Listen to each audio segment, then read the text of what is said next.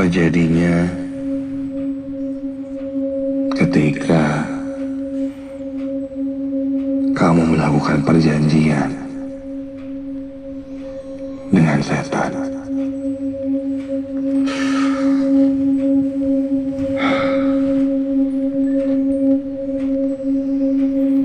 Ini mungkin yang dialami oleh aku dan keluargaku. Karena masalah ekonomi membuat kami terlilit hutang yang sangat banyak.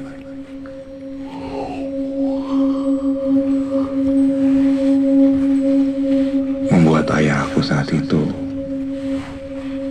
lebih memilih jalan pintas, bersekutu dengan setan, mendapatkan uang secara instan dengan perjanjian yang sangat-sangat mengerikan.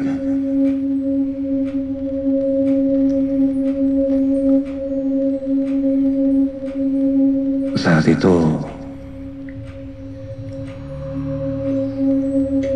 aku duduk di bangku kelas 2 SMA.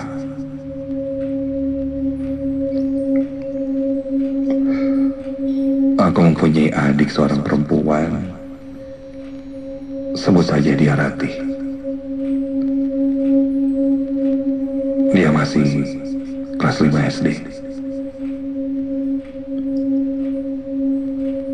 Ibuku hanya ibu rumah tangga, sedang ayahku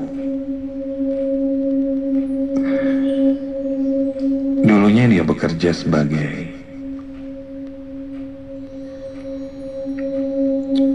seorang marketing di sebuah perusahaan. Namun karena satu dan lain hal,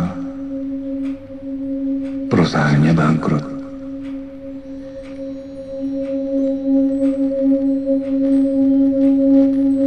Banyak pinjaman dan membuat ayahku ketar-ketir, terlilit hutang. Sampai suatu hari dia pergi pamit dan bilang akan pergi mencari kerjaan dan pulang akan bawa uang, katanya.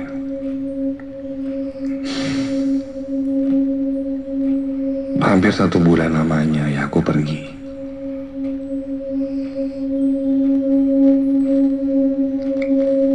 Dan tidak ada kabar sama sekali. Saat itu kami pikir dia menelantarkan kami. Tapi ternyata tidak.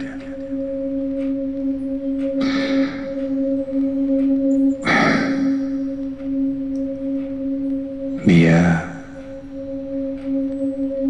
kembali pulang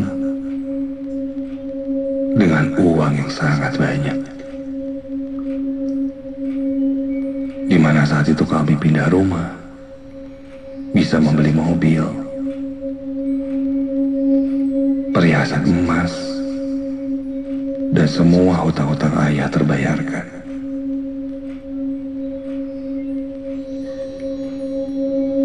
Ketika ditanya sebenarnya apa yang ayah lakukan, ketika itu ayah tidak pernah menjawabnya. Dia hanya bilang, bisnis. Ada sebuah bisnis, tender, sukses, dan untungnya besar. Sampai suatu malam, secara tak sengaja,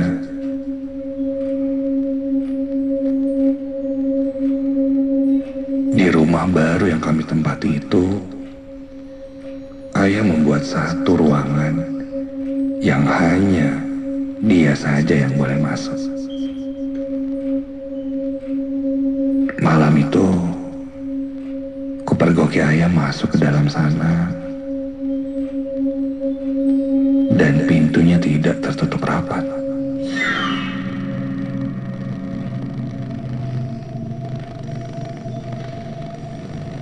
penasaran, coba mengintip dari sela-sela pintu. Kulihat ayah sedang duduk bersemedi dan terlihat seperti sedang membaca sesuatu dengan serius. Mulutnya berkomat kamit, membaca mantra yang entah apa itu aku tidak mengerti, hingga tiba-tiba saja badan ayat seperti terlilit ular. Dia mulai meregang dan dari posisinya yang sedang duduk bersila, kini dia terlihat terlentang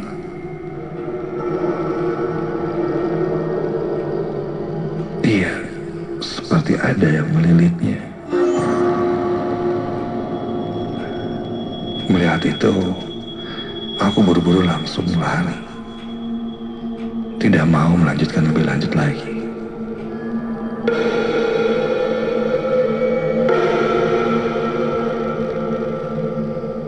Esok paginya ketika bertemu dengannya, ayah terlihat biasa-biasa saja. Kulirik pintu, kembali tertutup dengan rapat. Ruangan itu tidak ada ventilasi, tidak ada jendela.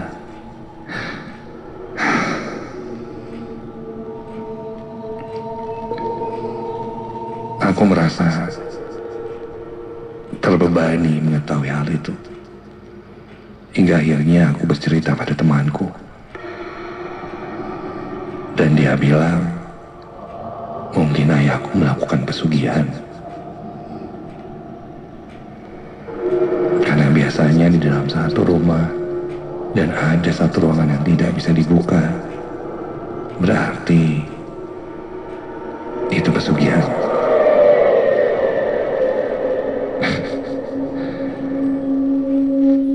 Kata-kata temanku ini membuatku mengamininya. Karena ia juga tidak ada juntrungan yang jelas. Tiba-tiba ayah membawa uang yang sangat banyak, melakukan ritual-ritual aneh.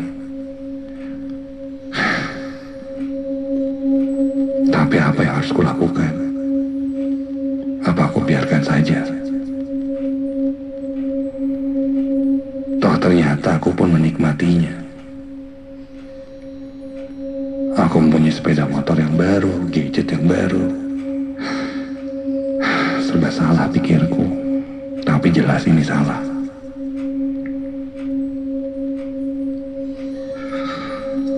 Aku pun pamit pergi pada temanku. Sebelum pamit, temanku berkata,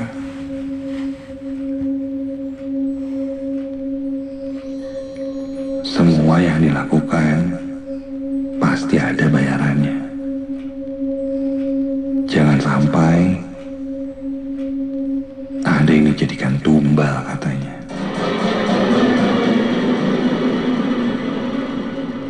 Tumbal.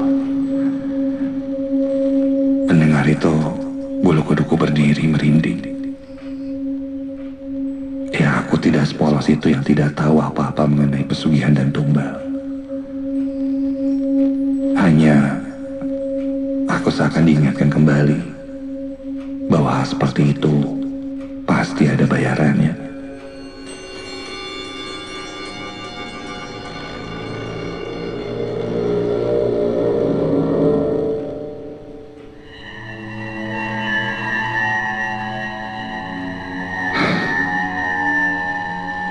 Kepalaku pusing memikirkan hal ini.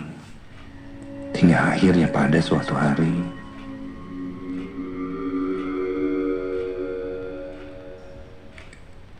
aku beranikan diri menanyakan ini pada ayah. Iya, aku tanyakan apa ayahku melakukan pesugihan.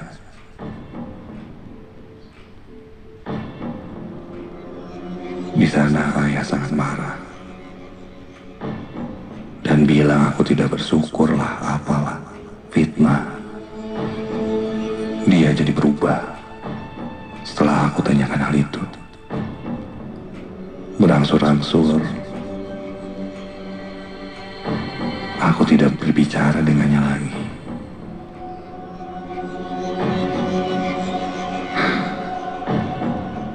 Hal yang kutakutkan terjadi. Sepertinya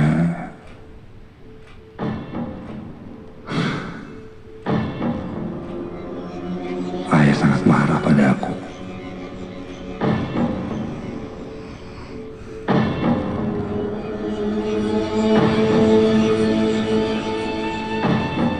Satu minggu sudah, ayah kembali tidak pulang. Ibu ketika itu mulai sakit-sakitan, demam, dan ketika ku bawa ke dokter, dokter bilang tidak ada apa-apa, kondisi badannya sehat. Tapi nyatanya terlihat tidak begitu, tidak sehat.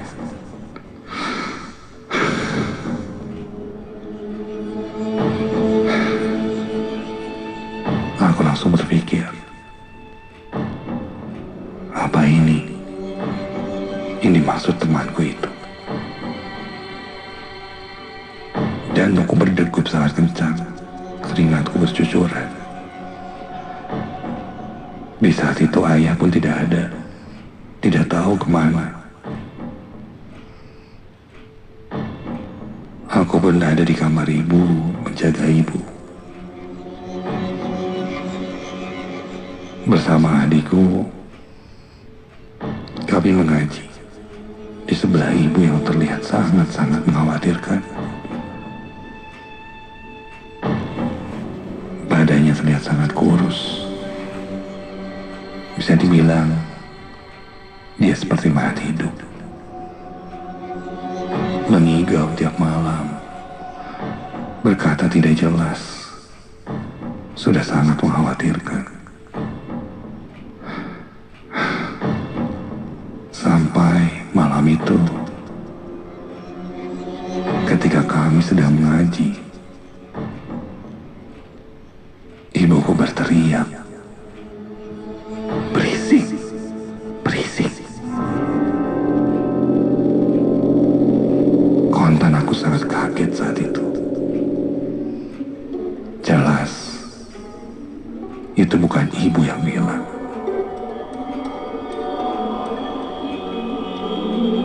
Aku pun akhirnya bertanya pada makhluk yang mungkin merasuki ibu. Mau apa?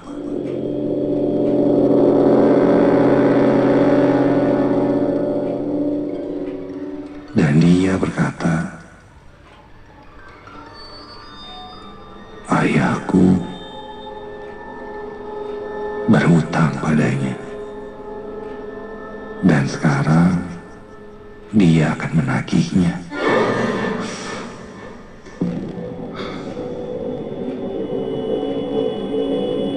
Lewat badan ibuku, sosok itu tertawa-tawa.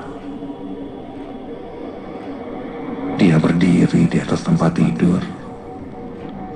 Iya, ibuku yang sangat lemah itu, dia berdiri di atas tempat tidur, menginjak-injakkan kakinya, meloncat-loncat di atas tempat tidur, membuat aku dan adikku berusaha menahannya. Adikku sampai menangis. Aku pun membacakan ayat-ayat suci, aku keraskan suaraku hingga dia berteriak sambil tertawa.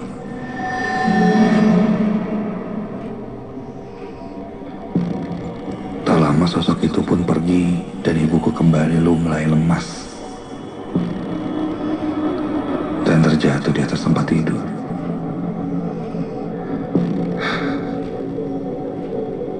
Dan tiba-tiba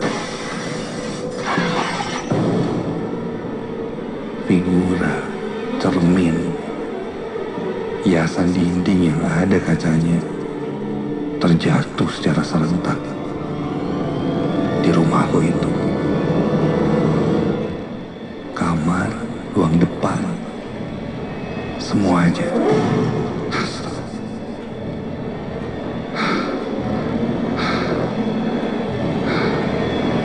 Dan tiba-tiba dari langit-langit kamarku itu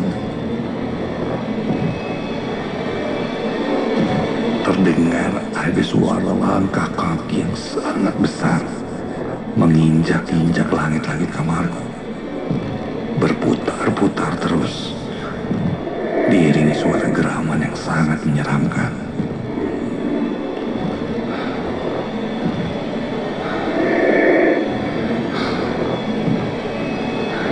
Aku tidak tinggal diam.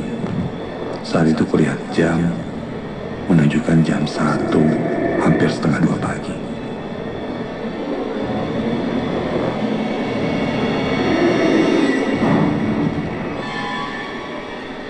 Aku mencoba menelepon saudaraku, Ua atau omku, yang mungkin bisa membantuku. Dan akhirnya salah satunya mengangkat teleponku. Dan dia bersedia datang untuk membantu. Kujelaskan apa yang terjadi pada ibuku dan dia berkata, dia akan membawa seseorang yang bisa untuk menyelesaikan ini. Tak lama, kurang lebih 1 jam kemudian, omku datang bersama seseorang yang katanya ahli dengan spiritual.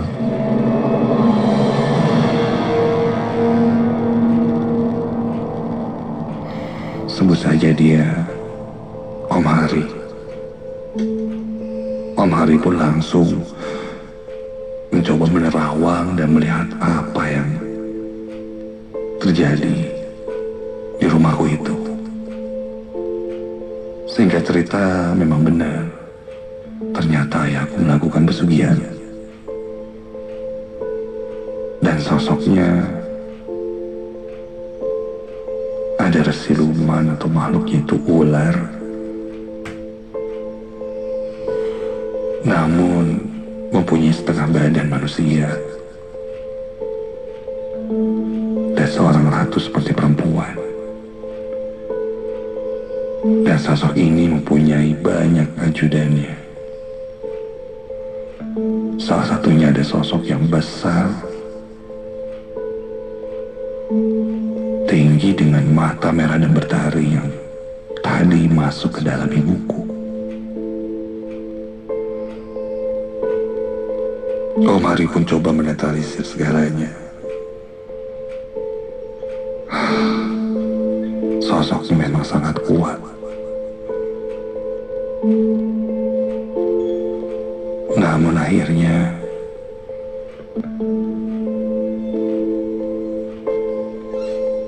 Om Hari pun bisa menetralisir itu semua.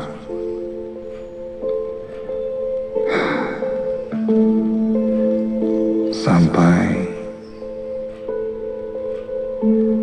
ketika coba dibersihkan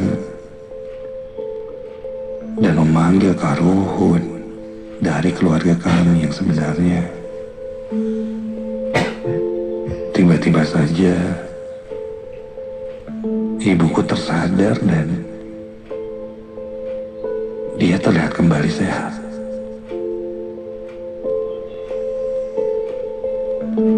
Namun Om Hari berpesan, sakitnya ibuku ini sudah pindah dan kembali pada ayah yang entah di mana saat itu.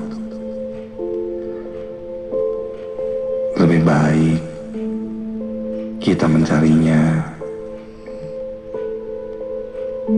untuk membersihkannya juga. Karena ini jika tidak akan sangat berbahaya. Kami pun coba mencari ayah hingga akhirnya kami menemukannya. Dia masih berada di satu kawasan dekat dengan saudara-saudara ayah. Dan benar saja, kondisi ayah sangatlah buruk. sakit, dan dia terus meminta maaf pada kami. Dia terus melihat hal-hal yang dia tidak inginkan. Dia bercerita tentang sosok besar yang selalu datang setiap malam, marah padanya, dan badannya sangat sakit seperti dililit ular yang membuatnya nafasnya menjadi sesak.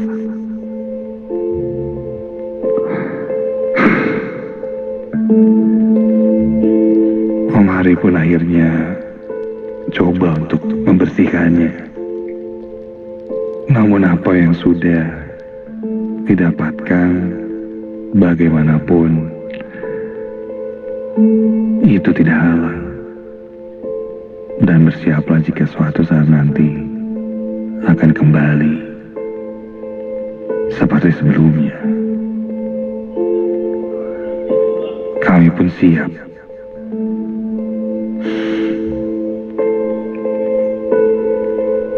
Tidak bisa aku ceritakan dengan detail seperti apa yang jelas. Setelah kejadian itu, kami pindah rumah ke rumah yang lebih sederhana. Ayah menjadi sangat rajin beribadah. Meskipun ada bayaran yang harus dia bayar, kakinya jadi lumpuh.